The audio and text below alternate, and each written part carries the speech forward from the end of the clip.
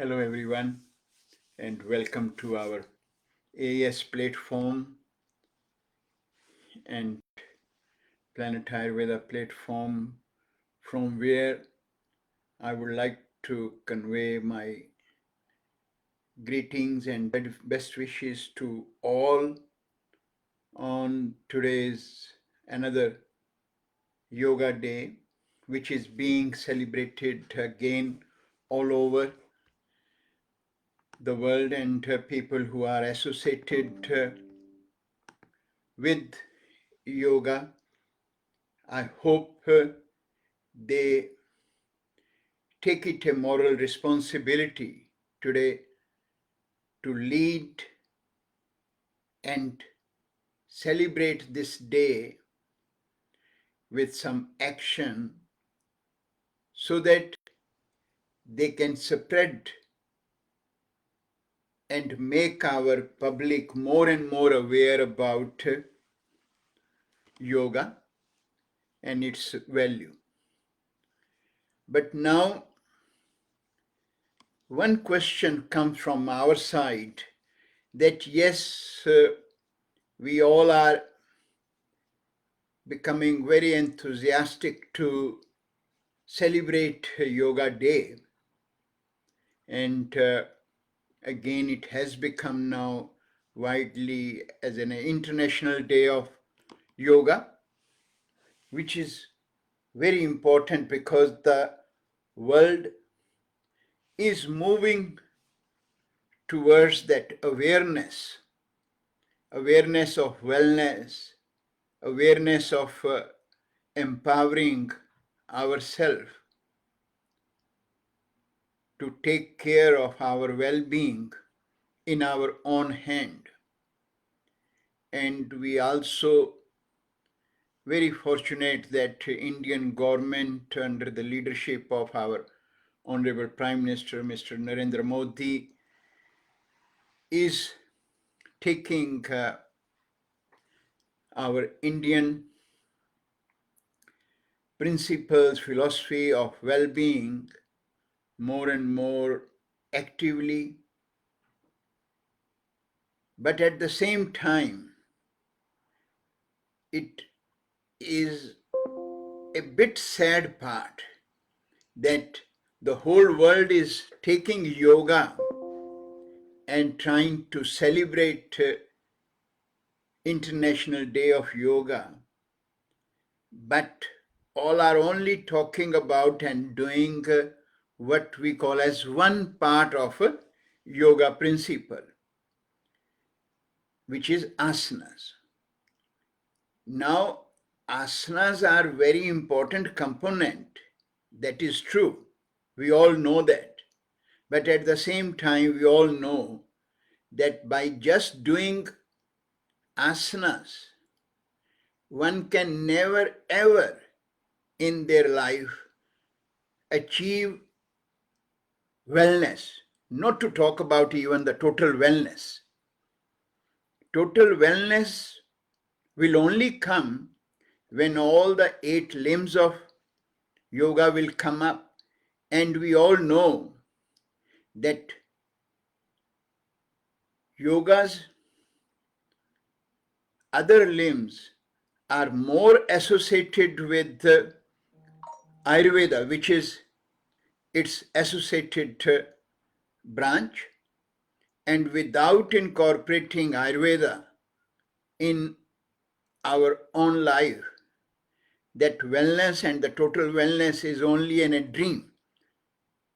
And that is why we always talk about that anyone who is celebrating Yoga Day, they should not forget the importance of Ayurveda and Ayurvedic principle, because it's only Ayurvedic science and its principle which can empower an individual, that how they can play an active role in eliminating the build-up of the toxins in their body, how they empower themselves to prevent the build-up of the toxin, and also empower themselves to become more and more aware what is compatible and what is incompatible for their physical and the mental and the emotional need. Without that, doing asana, which is again very important component, but then keeping the same lifestyle is not leading anywhere, anyone in their life. And reason of me saying is, I will give you few examples. Say someone is doing morning and evening yoga, and even if they have taken very simple first level Surya Namaskar, sun salute, what we call it, and incorporating it, then trying to do some pranayama on a simple level, and then they come out of the studio and just go across the road so that they can have now their breakfast in the morning. And in the breakfast, they are giving an order of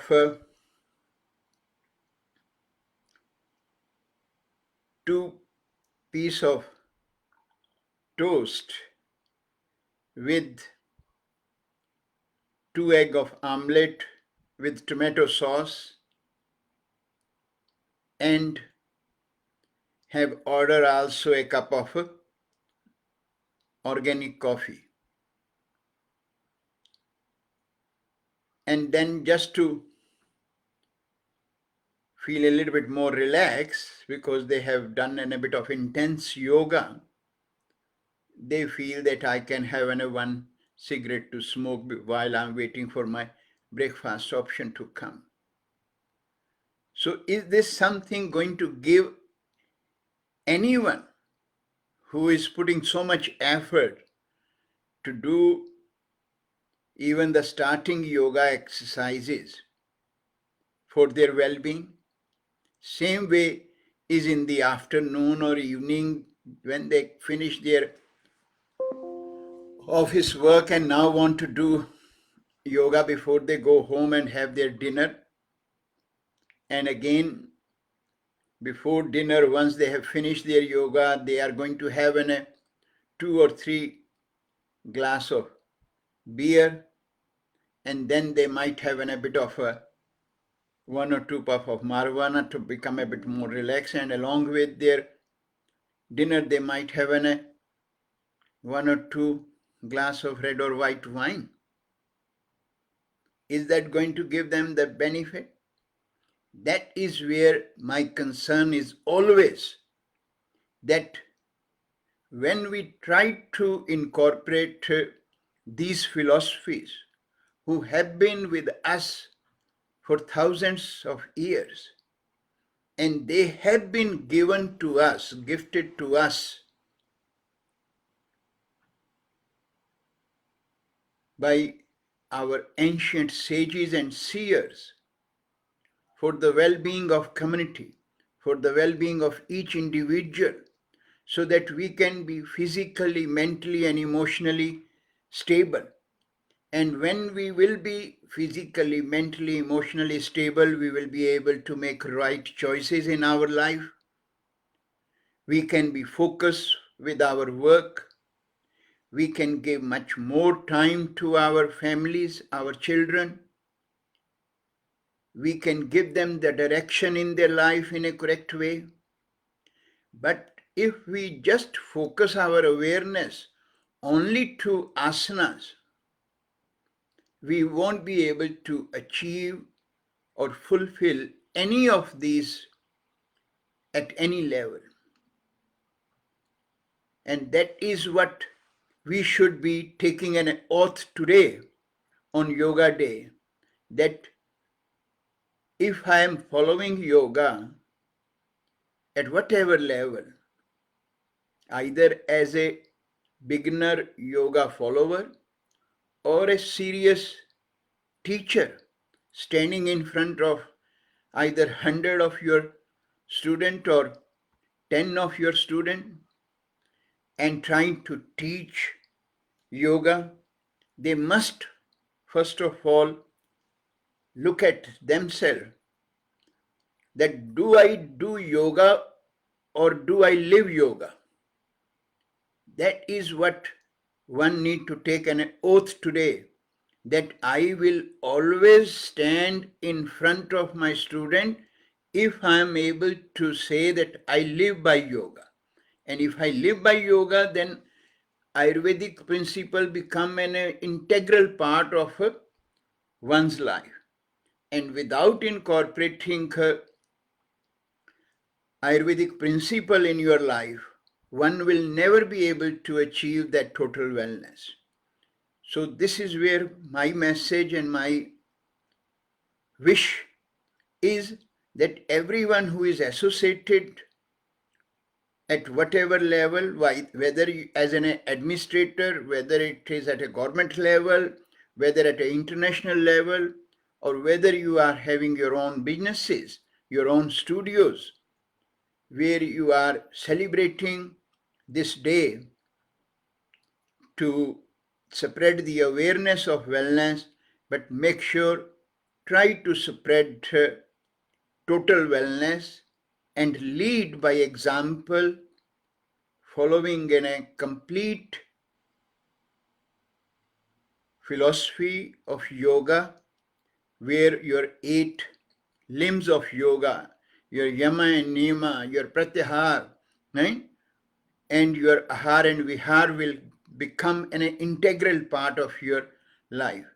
Without that, it's very sad that one might do morning and evening yoga but still not able to achieve that perfect balance.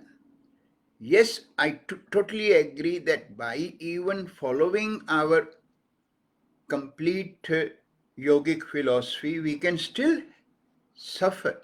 We can still have our ailment, whether they are physical, mental, or emotional. But we all will then have an ability to keep those diseases at that level that they can be well eradicated from my body before they start eating my body, and we should be able to overcome our suffering. Because as Vedic and yogic philosophy tell us, that sufferings can come to us from various aspects. And one of them, we talk about our karmas. Whatever we are living in a present state, it is all part and parcel of our karmas, what has been done in our previous life, and those sufferings will come to us.